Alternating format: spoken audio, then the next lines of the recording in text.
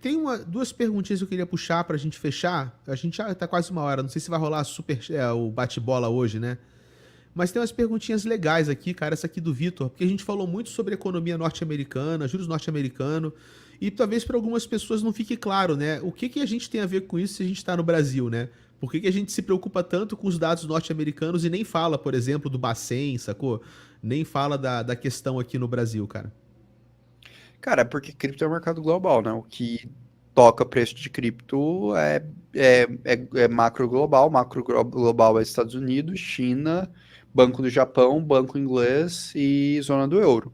Assim, você quer acompanhar para tomar decisões para cripto, acompanhe esses três players, mais especificamente o Fed. Outra questão é que o Fed ele lidera movimento. Por exemplo, no Brasil a gente está tendo segurando esse patamar de juros porque o Fed segurou o patamar de juros. E para o Brasil, se ele começa a fazer uma política de queda de taxa de juros, o Brasil foi uma das primeiras economias do mundo a subir juros na época da pandemia.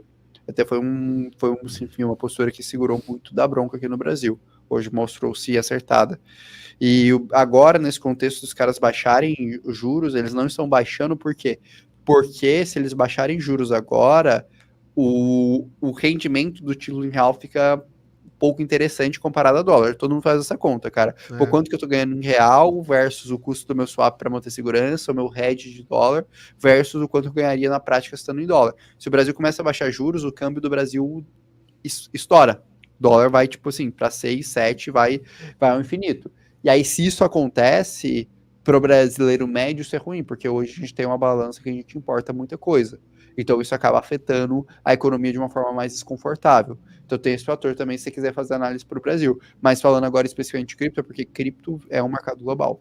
Assim, não analise ciclos econômicos baseados em Brasil. Cripto é um jogo completamente diferente. Inclusive, se você é investidor de cripto, entenda, seu patrimônio está em investimento internacional, seu patrimônio não está em Brasil. Cripto é uma proteção contra a desvalorização da economia emergente e do real. Muito bem, cara. Boa resposta. Assim, é uma resposta simples. Para muita gente em cripto pode ser, tipo, uma resposta simples, né? Mas acho que talvez muita gente nova entrando no mercado, a gente em cripto, né, irmão, a gente teve que aprender macroeconomia, a gente teve que aprender, né, um pouco de geopolítica, porque a gente vivia no mundo mágico das moedinhas, né? E de Calma, repente, até cara, 2027 a gente vai aprender táticas de guerra. exatamente, daqui a pouco a gente fica ainda mais Vai opções ver lá a aqui. gente continuar em invasão anfíbia. Eu vou aprender a virar Não sei. hambúrgueres também. Quê? Aprender a virar hambúrgueres também. É, cara, dependendo da posição que você tiver nessa época, dependendo da posição, não. Pô, Muito cara, bem, cara. de verdade, eu espero que se o dia que der uma parada esquisita geopolítica, velho, eu tenha montado uma operação de hedge muito boa, velho, na minha carteira, assim, eu torço pro Orlando do futuro. Se tem uma coisa que eu torço pro Orlando do futuro é que ele tenha, assim, colocado 2%, 3% da carteira num hedge, assim, numa operação bem estruturadinha, bem redondinha, bem fechadinha, porque, cara, o dia que essa pancada acontecer vai assustar. Tu sabe que tem um analista bom pra acompanhar, cara? O Neil Ferguson. Esse cara é fantástico. Foi esse cara que escreveu o livro da Ascensão do Dinheiro, né? Que foi onde eu aprendi o que era dinheiro, foi lendo o livro desse cara. Esse cara escreveu o livro da Praça e a Torre, que é um livro que fala sobre as relações de poder entre a elite e as massas. E ele é um historiador economista, né? E analista geopolítico. Também foi condecorado como cavaleiro agora pelo Ray Charles. Ele é Sir agora, né? Sir Neil Ferguson. E ele tem feito uma série de lives recentemente, ido em podcasts, dando a visão dele sobre o mundo atual. Eu vou te passar até depois um vídeo pra você ver, muito bom, de uma entrevista dele. E a visão dele, cara, é que a gente não vive ainda num cenário de Terceira Guerra Mundial, mas nós vivemos numa Segunda Guerra Fria. Que as condições e os fatores geopolíticos são muito similares à época da Guerra Fria, só que ao invés de ser Estados Unidos e Rússia, é É Estados Estados Unidos e Unidos, China. né? E que essas guerras que a gente vê, na verdade, são guerras por procuração, que era o mesmo tipo de guerra por procuração, ou guerra de proxy, que você tinha na época da Guerra Fria entre União Soviética e Estados Unidos, né? Não era a Rússia e a União Soviética. E que, eventualmente, em algumas condições, essa Segunda Guerra Fria pode, eventualmente, escalar para uma Terceira Guerra Mundial. É, cara. Só que assim, o Sim, cara, tem maneiro. que ver o cara, que aqui eu sou um careca cabeludo, né, irmão? Assim, ver o cara falar é outra parada, assim, o cara, ele desfila, mané, nas Não, não, mas faz argumentações. sentido, mas a tese da Segunda Guerra Fria faz sentido. Até porque você tem uma disputa e um questionamento de quem que será a maior economia. E é engraçado, né, que a gente tá voltando as maiores economias e para a Ásia, cara. Faz uns 2 anos que eu converso com pessoas do mercado financeiro e até vou tirar essa prova agora, que falam que Singapura é a Nova York de 1980, que nunca viram um terreno tão fértil para negócios quanto está tendo em Singapura. Eu até quero tirar isso. Eu vou viajar para Singapura Porra, no que legal. final desse ano. Vou ir para Token 49 em setembro. E é uma coisa que eu quero entender, cara. Eu quero muito conversar. E realmente, cada vez mais que eu converso com donos de protocolos, tudo mais, todo mundo vai muito para Singapura. Singapura parece estar muito aberta para tech, parece ter muito dinheiro lá. Eu quero até entender como é que é essa dinâmica, porque é um mundo que a gente não tem acesso. Não coincidência, eu vou também fazer uma escala em Pequim, cara. Eu vou ficar um dia em Pequim, então vai ser legal para conhecer, que é Caraca, uns centros econômicos, ter que uma irado, noção. mano. Vai ser maneiro. Puta, muito maneiro, cara. Legal, bicho. Sucesso na viagem, viu? É E isso, qualquer irmão. outra pergunta? Fechamos? Não, Não, você falou que tinha mais um. não, era só essa mesma. A outra a gente já falou, que era de portfólio, DCA 8020, a gente meio que já bateu. Aí, se você tiver de boa, não sei se você quer fazer mais Beleza, alguma quer ideia. tirar 15 minutinhos, a gente puxa as dúvidas da galera, bate 1h20. Bate bola? Eu topo, cara. Já estamos aqui na sexta-feira à noite mesmo, né? Então, turminha, vamos lá. Como sempre, eu vou explicar as regras do jogo. Bate-bola é o seguinte, pessoal. Vocês mandam aqui no chat perguntas da vida de cripto. Podem dar uma cutucada na gente também, dar uma brincada com a gente. Eu puxo uma pergunta, jogo pro Orlando. Ele depois pega uma pergunta e joga para mim. E a gente tem que responder a pergunta em 1 minuto ou menos e passar a bola para o próximo, viu? Então, irmão, vamos lá. Já que eu expliquei, aí você pode começar. Beleza, deixa eu ver aqui então.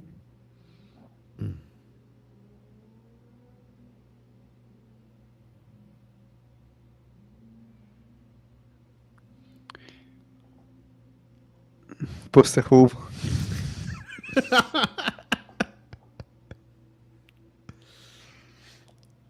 Ó, já estamos Cara, isso aqui é chegando uma aí. tese legal, eu quero pegar essa ponta aqui. Será que o normal dos juros vai ser zero ou a gente vai ter um patamar diferente? Que as últimas crises a gente zerou os juros, mas a gente sabe que juros negativos não é uma coisa tão normal assim. Não, quando eu falei de normal, eu não estava falando de juros, estava falando de inflação, né? Porque os juros não é uma coisa que nós estabilizamos. Os juros é uma ferramenta de política monetária, que o Banco Central sobe e desce para regular a economia. Então, juros você não estabiliza. Os juros, eles naturalmente oscilam ou para estimular ou para esfriar a economia. É uma parada flutuante. Quando eu falei de novo normal, é o novo normal da inflação. Porque, nominalmente, no consenso, né, dos economistas, um país de primeiro mundo como os Estados Unidos, que é a maior economia do mundo, né, o país mais top das galáxias, ele nunca poderia ver inflação acima de 2%. Então, inclusive, isso ainda é um problema, porque a inflação agora está em 3%, né? Então, o normal pode ser, eles desistem de colocar a inflação abaixo de 2 e topam inflação a 3, está tudo certo, libera a economia e vamos para frente, tá? Vamos lá, cara. Qual que é o maior cisne negro, na sua visão, que o mercado cripto pode enfrentar esse ano, cara? Esse ano ainda, viu? Se eu tivesse essa capacidade, eu seria um cara muito diferenciado, porque na teoria os cisnes negros são coisas que a gente não prevê, mas eu vou falar de riscos que eu olho mais significativos. Eu acho que a FTX vai mexer muito com a gente, se os Estados Unidos vender o Silk Road, vai mexer muito com a gente, a falência da Genesis vai mexer muito com a gente, uma vitória do Biden mexeria muito com a gente, e o não corte de juros mexeria muito com a gente. Eu acho que esses são os principais. Só um parênteses aqui, o Rodrigão deu uma moral pra gente, cara. Ele não tem pergunta, mas ele queria agradecer em nome de todos que estão online. Olha só, o cara ainda agradeceu pela turma. Obrigado, querido, viu? Vai lá, sua vez, irmão. Solana, L1 da vez? Olha, sinceramente, cara, eu nem considero mais Ethereum uma L1, porque Ethereum hoje é um ecossistema, cara. né? Não dá para comparar Ethereum com Solana porque a gente não considera mais desenvolver na Ethereum. A Ethereum virou uma plataforma para segundas camadas. Então, no espírito original de uma primeira camada ser uma plataforma de contrato inteligente, hoje nós podemos considerar Solana como a maior plataforma de contrato inteligente de primeira camada, genuína, tá? E eu acho que eles realmente mostraram que estão conseguindo sobreviver nesse nicho e isso tem justificado, né, o crescimento deles e a posição que eles conquistaram no mercado. Uma pergunta aqui, cara. Eu não sei ainda quantos ciclos você pretende estar conosco, né? Brincando de cripto. Mas você tem uma visão de que. Não, no bom sentido, né? De você se aposentar e morar nas Bahamas, né? Ou em Singapura. Mas, enfim. Ah, não, Singapura não, muita Não? regra. Não pode Tá ficar bom. pelado. É verdade, muita regra. Mas Não, você tá. tem uma Cara, visão de verdade, eu acho que o cara que tem a cultura ocidental dificilmente conseguiria morar num país asiático. Eu também acho. Desses assim, os mais desenvolvidos. Que normalmente são sociedades muito autoritárias, cara. Seja capitalistas ou, enfim, comunistas, são sociedades extremamente autoritárias em termos de Verdade. controle do indivíduo. Normal, na média, a sociedade oriental ela vive muito pelo coletivo e menos pelo indivíduo. É diferente da sociedade ocidental. Eu falo isso porque, enfim, tenho muito contato com a questão oriental. Mas segue. Eu sei. Mas enfim, quantos ciclos você vai continuar com a gente? A sua visão, cara, é que ciclos sucessivos eles podem ser mais fracos, ou seja, a assimetria do ciclo se reduz a cada ciclo que vem? Cara, com certeza. Eu acho que a gente vai ter cada vez mais ciclos menos intensos e mais perenes também. Eu acho que a gente vai vivenciar um momento que o ciclo do mercado de cripto terá 6 anos, 7 anos, assim como teremos umas quedas menos perenes, e o ajuste de assimetria vai sendo alterado nessa estrutura.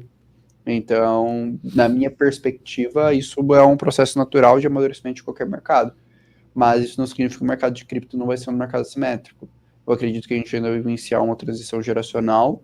O mercado de cripto até, sei lá, a próxima década eu ainda acredito que vai ser um mercado mais rentável. Talvez depois, mais à frente, ali, anos 2030, 2040, possa existir outras tecnologias e outros mercados mais assimétricos. Mas por enquanto eu apostaria em cripto.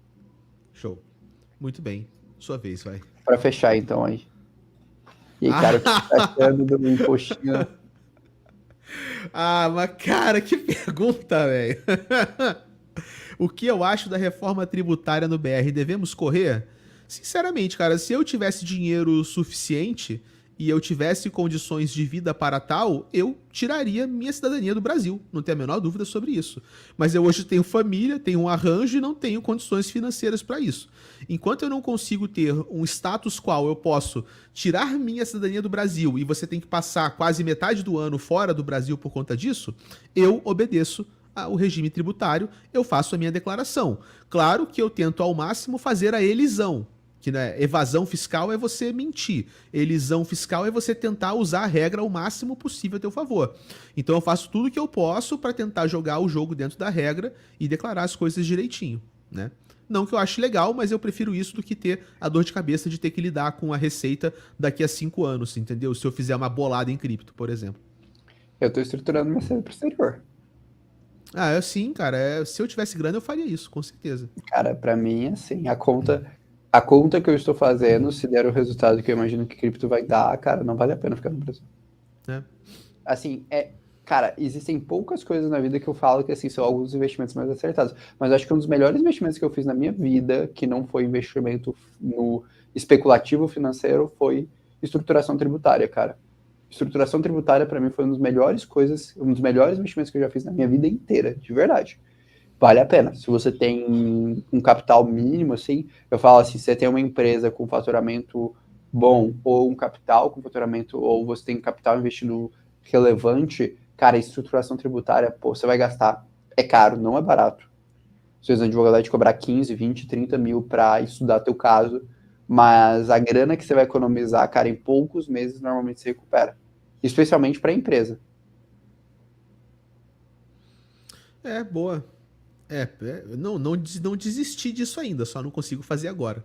Especialmente com família, né, cara? Assim, família Cara, no meu também, caso, você cria muitas raízes, né? Tipo, ainda não tenho filhos. é muito mais fácil quando você ainda não tem filho, é muito mais fácil fazer isso, realmente.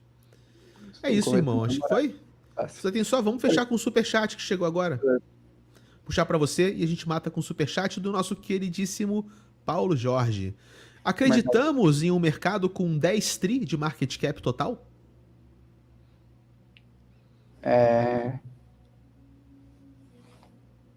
Cara, eu acredito. Não contaria com isso. Eu jogaria muito mais um jogo por uns 6 trilhões, mas acredito em 10. Eu acho que teve uma outra aqui, cara. Teve? Você queria buscar uma outra? Não, que foi Passou outro superchat, é verdade. gente que eu alavanquei 10x, long em Bitcoin na corretora Big X com 6K. Falou que tá com lucro. Pena que a moeda é VST. Não conheço. Ah, não, ele usou o ambiente de teste. Ah, Cara, você fez uma operação simulada, cara. Aí. Pena, né, velho? Não sei se dá pra repetir, não, cara, que às vezes é golpe de sorte mesmo, né? A alavancagem é complicado, cara. Eu não faço alavancagem, não, sinceramente. também não brinco nessa ponta aí, não. Não brinco nessa ponta, não. Então fechou, cara? Fechou, irmãozão. Prazerzão, viu? Passar essa noite contigo aí. Bom demais. Pô, pessoal, espero que vocês tenham gostado das análises. Não se esqueçam de se inscrever nos canais, deixar os likes. E é isso, galera. Grande abraço. Excelente final de semana aí pra todos. Até logo, pessoal.